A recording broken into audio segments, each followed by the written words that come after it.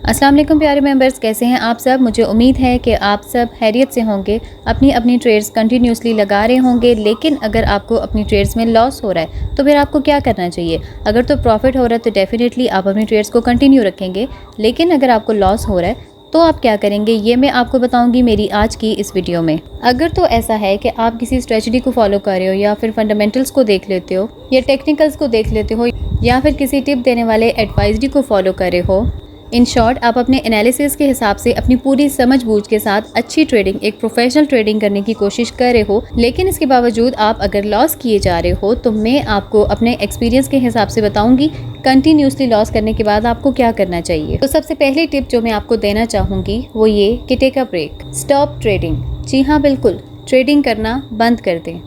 अब अगर ये मैं आपको किसी एग्जाम्पल के थ्रू समझाना चाहूँ तो मैं क्रिकेट के ज़रिए आपको समझाने की कोशिश करूँगी, क्योंकि मोस्टली लोग क्रिकेट फैंस हैं।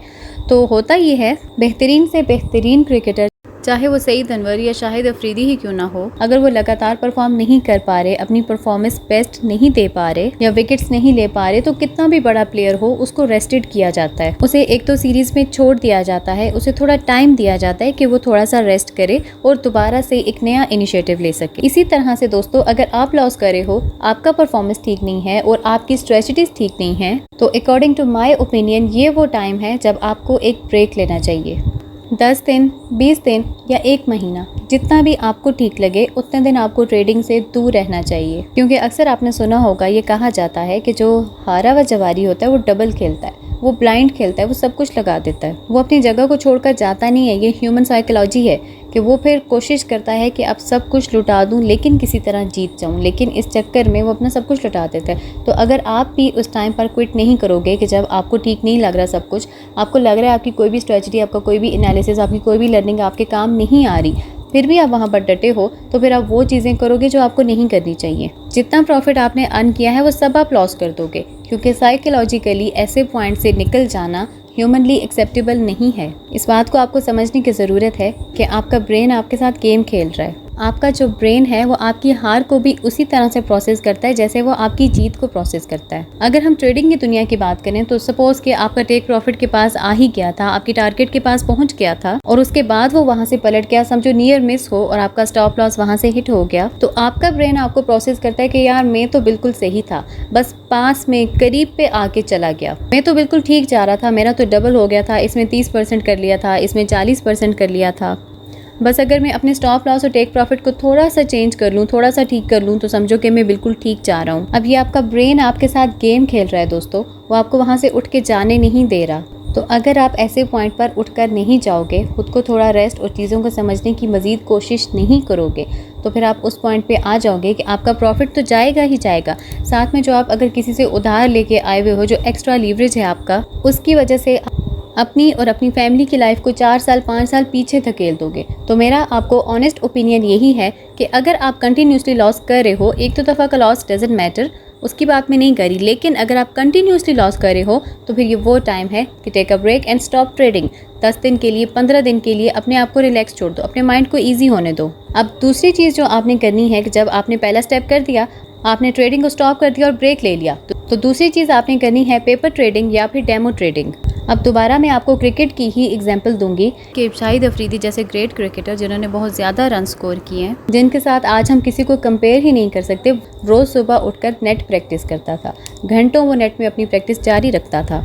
जब भी आपका फॉर्म बिगड़ता है, जब भी आपका कोई प्रॉब्लम होता है या जब भी आपका परफॉर्मेंस किसी भी चीज़ में ख़राब हो रहा होता है, तो सबसे ज़रूरी काम जो आपको करना चाहिए वो ये कि get back to the basics. हम चाहे कितने भी बड़े ट्रेडर क्यों ना हो, अगर हम लॉस में जा रहे हैं तो हमें डेमो ट्रेडिंग की या पेपर ट्रेडिंग की दोबारा से ज़रूरत है। डेमो ट्रेडिंग आपको करनी ही चाहिए। जब तक आप ट्रेडिंग में अपना करियर बना रहे हो, आपको डेमो ट्रेडिंग करनी चाहिए, यही आपको फाइन ट्यून बना सकती है। अब डेमो ट्रेडिंग भी किस तरह से करनी चाहिए, इसके लिए मैंने एक वीडियो कल बनाई थी, आपको उसमें ज़रूर देखना चाहिए। डेमो ट्रेडिंग आप करें, इट्स वेरी इंपॉर्टेंट, लेकिन किस तरह से करनी है उसके लिए वो वीडियो ज़रूर देखिएगा, क्योंकि डेमो ट्रेडिंग में भी लोग बहुत सी मिस्टेक्स कर जाते हैं जो कि उनको आगे जाके बहुत ख़राब करती हैं। तो इसलिए मेरा आपको मशवरा है उस वीडियो को ज़रूर देखिएगा। बेसिक चीज़ ये है कि डेमो ट्रेडिंग आपको कंटिन्यूसली रखनी चाहिए। जैसे क्रिकेटर्स अपने स्टैंड्स को ठीक करता है, अपने फुटवर्क को ठीक करता है, या फिर अपने फॉलो थ्रो को ठीक करता है और अपने शॉट्स को ठीक करता है, तो आपके लिए भी इस सेकंड फेज़ में, पेपर ट्रेडिंग वाले फेज़ में, आपके लिए भी ये इंपॉर्टेंट है कि अपनी स्ट्रेटजीज पर, अपने सिस्टम्स पर एक और बार नज़र डालो। अपने स्टॉप लॉस और अपने टेक प्रॉफिट को दोबारा से देखो, अपनी स्ट्रेटजी को दोबारा से एनालाइज करो, समझने की कोशिश करो कि क्या मेरी स्ट्रेटजी में कुछ ऐसा तो नहीं कि मेरी जो स्ट्रेटजी है वो अप ट्रेंड में नहीं चलती हो, या डाउन ट्रेंड में नहीं चलती हो, या चॉपी मार्केट में नहीं चलती हो। ऐसी क्या प्रॉब्लम आ रही है, अब ये क्लैरिटी आपको पेपर ट्रेडिंग ही बता सकती है। पेपर ट्रेडिंग बहुत इंपॉर्टेंट है, प्लीज़ इसको स्किप मत कीजिए। जब भी आपकी कोई प्रॉब्लम होती है आपको पेपर ट्रेडिंग करनी चाहिए, लेकिन मैं तो आपसे ये कहूँगी कि अगर प्रॉब्लम हो या ना हो, आपको side by side paper trading करते रहना चाहिए। आखिर में एक और बहुत ज़रूरी चीज़ आपसे डिस्कस करना चाहूँगी, इसे अपने माइंड में ज़रूर रखिएगा कि जब भी आप लॉस करते हैं या प्रॉफिट करते हैं, आप कितना भी बड़ा लॉस कर लो, इससे किसी को फ़र्क नहीं पड़ता। हर कोई अपना अपना पैसा बना रहा है, आपका ब्रोकर भी, आपका टिप प्रोवाइडर भी, हर कोई अपना अपना पैसा बना रहा है। तो याद रखिएगा कि अगर आप लॉस करेंगे, आप लॉस में आते हैं या आप उधारी में आ जाते हैं, तो आप और आपकी फैमिली के अलावा और कोई नहीं है जो इससे अफेक्ट होगा। तो आपके लिए ज़रूरी है इस चीज़ को समझना कि आप इमोशंस में आकर ऐसा कोई काम ना करें जो आपको लंबे अरसे तक तकलीफ़ में और लॉस में रखे। मैंने इस बार पहले भी एक वीडियो बनाई थी, अगर आप लोगों ने चेक की हो, उसमें मैंने ये मेंशन किया था, जिसमें मैंने आपको टाइप्स ऑफ ट्रेडर्स बताई थी। तो उसमें मैंने ये मेंशन कर दिया था कि कुछ ट्रेडर्स जो हैं वो ट्रेड ऑन इमोशन करते हैं, तो आपको ये नहीं करनी। ये वो वक्त नहीं है कि आप अपने इमोशंस पे ट्रेड करोगे या मार्केट के साथ आप फाइट बैक करना शुरू कर दोगे। ये वो वक्त है कि आपको ब्रेक लेना है, एक साइड पे होके बैठो, अपनी मिस्टेक्स को सर्च करो, सोचो समझो, अपनी स्ट्रेटजीज को बार बार अगेन एंड अगेन एनालिसिस करो, देखो कि आप कहाँ मिस्टेक कर रहे हो, कहीं ना कहीं तो कर रहे हो ना, इसीलिए कंटिन्यूसली आप लॉस में आ रहे हो। तो देखो, अपनी उस गलती को ढूंढो और फिर उसे करेक्ट करो। तो मुझे उम्मीद है कि इंशाल्लाह आपके लॉसेस रिकवर होंगे और आप प्रॉफिट में आओगे। तो इन चीज़ों पर ज़रूर गौर कीजिएगा।